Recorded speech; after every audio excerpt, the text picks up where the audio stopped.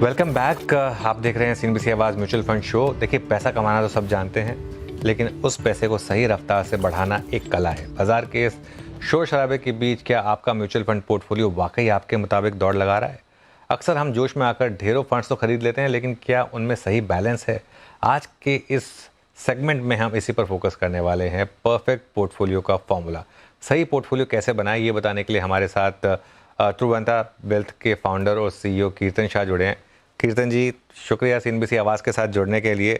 तो सबसे बड़ा सवाल यही कि म्यूचुअल फंड पोर्टफोलियो कैसे बनाएं, कितने फंड्स पोर्टफोलियो में होने चाहिए, किस तरीके के फंड्स होने चाहिए, और इस पर अगर आप जो आपकी रिसर्च है वो क्या कहती है?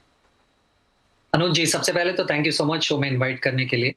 मुझे ऐसा लग रहा है कि लोग जब म्यूचुअल फंड्स में पोर्टफोलियो कंस्ट्रक्शन की बात करते हैं, तो अनफॉर्चुनेटली बहुत ज़्यादा फोकस सही स्कीम सिलेक्शन पर रहता है, ना कि पोर्टफोलियो कैसे मैं सही करूं। तो मुझे ऐसा लग रहा है सबसे पहले वो जानना और वो समझना बहुत ज़रूरी है इन्वेस्टर के लिए। मानिए मेरे पास 100 रुपए, मुझे तो एचडीएफसी का स्टॉक भी अच्छा लग रहा है, आईसीआईसीआई भी अच्छा लग रहा है और एक्सिस भी अच्छा लग रहा है। पर अगर मैं मेरा 100 रुपए इन तीन स्टॉक्स में डाल दूँ, तो स्टॉक लेवल पर तो शायद स्टॉक सही है, पर क्या मेरा पोर्टफोलियो सही है?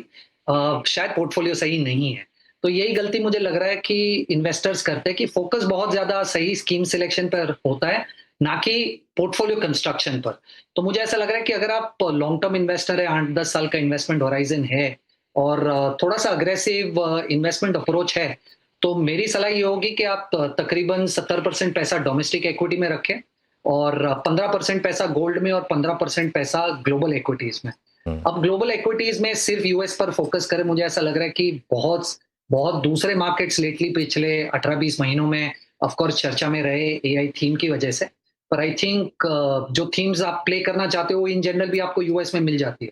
तो अगर पोर्टफोलियो लेवल पर 70% डोमेस्टिक इक्विटी, 15% गोल्ड और 15% यूएस फोकस फंड्स में निवेश करें, तो मुझे ऐसा लग रहा है काफ़ी एक अच्छा डाइवर्सिफाइड पोर्टफोलियो बन सकता है।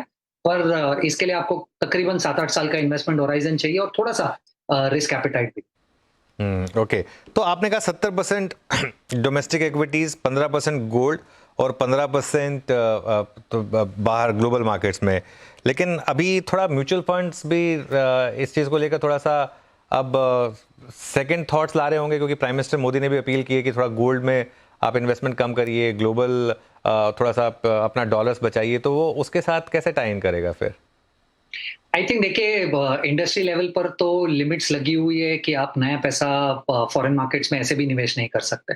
तो इंडिया मार्केट्स में जब आप निवेश करने की कोशिश कर रहे हैं म्यूचुअल फंड्स के थ्रू पैसा ग्लोबल मार्केट्स में डालने के लिए, वो लिमिट तो ऑलरेडी फ्रीज हो चुकी है। पर अगर आप पोर्टफोलियो लेवल पर देखें, तो मुझे ऐसा लग रहा है कि थोड़ा सा गोल्ड होना जरूरी है, क्योंकि एक तो सबसे पहले आपका रुपी हर साल 4% से डेप्रिशिएट हो रहा है, तो वो 4% का फायदा आपको गोल्ड में निवेश करके हो जाएगा। क्योंकि अगर गोल्ड आपको लॉन्ग टर्म में 12-13% का रिटर्न दे रहा है, तो उसमें से 8-9% गोल्ड का रिटर्न है, बाकी तो रुपी डेप्रिसिएशन है। और सेकंड, मुझे ऐसा लग रहा है कि रिस्की या aggressive investors typically fully invested रहते हैं मार्केट में, और अगर बड़ा फॉल आ जाता है 30% 40% का मार्केट में, तो उनका अग्रेसिव रिस्क एपेटाइट से तो उन्हें प्रॉब्लम नहीं है कि मान लीजिए 100 रुपया निवेश किया था वो 60 रुपया हो गया।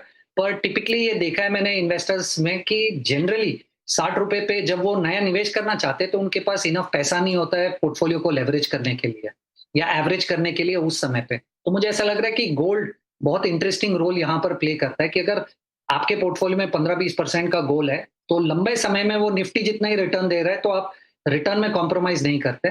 पर मान लीजिए कि आपको बीच में मार्केट में 25-30-40% का फॉल आ गया और आपके पास इनफ कैपिटल नहीं है पोर्टफोलियो को एवरेज करने के लिए, तो गोल्ड उस समय पे बहुत अच्छा रोल प्ले कर सकता है, जहां पर आप गोल्ड से निकलकर इक्विटीज को लोअर लेवल पे बाय कीजिए। तो हम्म। मुझे ऐसा लग रहा है कि ये दोनों प्रॉब्लम्स, रुपी डेप्रिसिएशन का और being able to buy gold at lower levels और इक्विटी एट लोअर लेवल्स, दोनों ये सॉल्व कर पाता है। तो गोल्ड तो पोर्टफोलियो में होना मेरे हिसाब से जरूर।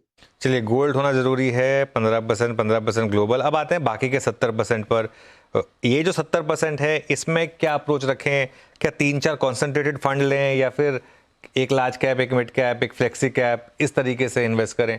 और इसमें भी कोई स्कीम होती है क्या कि आप एक फंड को चुनकर बैठे रहें, या उसकी परफॉर्मेंस को हर 6 महीने में, 1 साल में रीवैल्यूएट करें? आई थिंक बहुत इंटरेस्टिंग क्वेश्चन है, क्योंकि ये कॉमन गलती है जो बहुत सारे इन्वेस्टर्स करते हैं। मुझे ऐसा लग रहा है कि अगर आपके पोर्टफोलियो में 4 या 5 फंड्स है ऑन अ हायर साइड, तो आपका पोर्टफोलियो काफी वेल डाइवर्सिफाइड हो सकता है।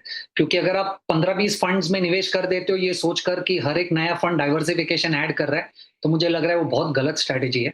मैं मेरे कोर पोर्टफोलियो में या इन्वेस्टर्स को टिपिकली ये सलाह देता हूँ कि आप large cap, mid cap, small cap में तीनों मार्केट कैप में समान तरीके से पोर्टफोलियो को डाइवर्सिफाई कर ले, तो उस लेवल पे आपको मार्केट कैप डाइवर्सिफिकेशन मिल जाएगा।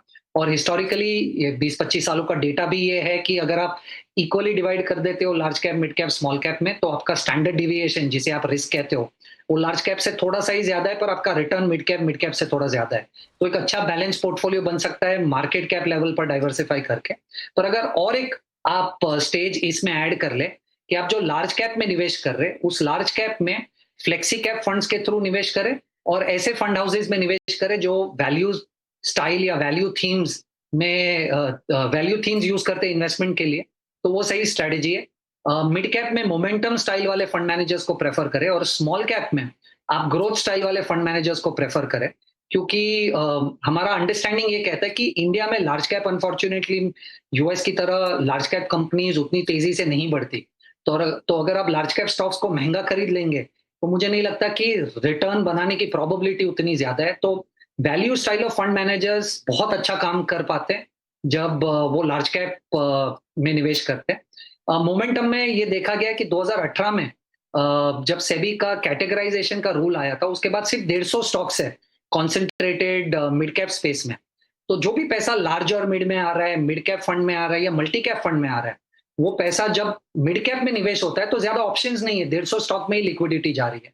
इसीलिए momentum style of funds are doing very well in the mid cap space. और ऑफ कोर्स जब आप स्मॉल कैप में पैसा निवेश कर रहे हो, तो आपको तो वैल्यूएशन से ज्यादा ऐसे स्टॉक्स में पैसा लगाना है जिसमें ग्रोथ अपॉर्चुनिटी ज्यादा हो, क्योंकि आप मल्टी बैगर्स ढूंढने की कोशिश कर रहे हो। तो स्मॉल कैप में growth style of fund managers do very well. तो जो डोमेस्टिक वाला पोर्टफोलियो है, उसे अगर आप समान तरीके से लार्ज कैप या वैल्यू फंड्स में पैसा रोक दे जो वैल्यू स्टाइल ऑफ इन्वेस्टिंग करते हैं, मिड कैप में आप या तो मिड कैप के थ्रू या मल्टी कैप के through momentum style of funds में पैसा रोके, और स्मॉल कैप में अगर आप ग्रोथ स्टाइल ऑफ फंड्स में पैसा रोके, तो ये स्टाइल या ये लेवल का diversification historically has done very well. अच्छा, एक पॉसिबली आखिरी सवाल आपसे। मैं अभी 46 साल का हूँ और मैं चाहता हूँ कि मैं 49 साल की उम्र में रिटायर हो जाऊँ, तो रिटायरमेंट प्लानिंग मतलब कितना पैसा होना चाहिए और कैसे प्लानिंग करें उसकी? देखिए अनुज जी, पर्सनल फाइनेंस में पर्सनल पहले आता है और फाइनेंस बाद में आता है, तो ये तो इंडिविजुअलिस्टिक है। पर अगर कुछ एग्जांपल्स दे पाऊं मैं, तो मुझे ऐसा लग रहा है कि आप रिटायर होने वाले हो, सबसे पहले उस साल आपको देखना है कि आपका महीने का खर्चा कितना है। तो मान लीजिए अगर आपका महीने का खर्चा तकरीबन एग्जाम्पल के तौर पर 1 लाख रुपए है, तो 1 लाख रुपए को ध्यान में रखकर आपको तकरीबन 2,70,00,000 रुपए तक की राशि चाहिए रिटायर होने के लिए। अगर आपका महीने का खर्चा 2 लाख रुपए है, तो आपको तकरीबन 5.4 करोड़ लगेंगे, and so on and so forth. अभी ये मैथ कैसे किया है, बड़ा सिंपल है। हमने ये अज्यूम किया कि आप जब रिटायर होगे उसके 30 साल बाद तक ये कॉर्पस लास्ट करना चाहिए। तो मान लीजिए अगर कोई 60वें साल पर रिटायर हो रहा है तो 90 साल तक की प्लानिंग है, 50वें साल पर रिटायर हो रहा है तो 80 साल तक की प्लानिंग है। और इसमें मैथ सिंपल सा है कि जो 2.7 करोड़ रुपीस है जो आपके पास रिटायरमेंट पर होंगे, वो आप कंज्यूम कर लेंगे अगले 30 सालों में, तो अगले 30 सालों में ये 2.70 हो जाएगा। और मैथ किया गया है सिर्फ 2% पर।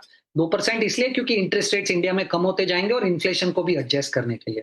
तो अगर आपके पास 2.7 करोड़ रुपीस है और 1 लाख रुपए की महीने की एक्सपेंस है आपके रिटायरमेंट पर, तो आप इजीली रिटायर हो सकते हो।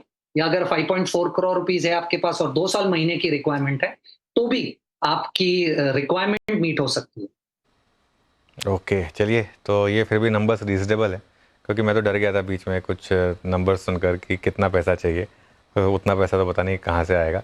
बहुत बहुत शुक्रिया कीर्तन जी आज हमारे साथ जुड़ने के लिए और अपना व्यू सामने रखने के लिए। फिर बात करेंगे आपसे किसी और टॉपिक पर, बट आज के लिए बहुत बहुत धन्यवाद। चलिए, CNBC आवाज़ म्यूचुअल फंड शो में आज के लिए इतना ही, लेकिन प्रोग्रामिंग के लिए आप जुड़े रहिए CNBC आवाज़ के साथ।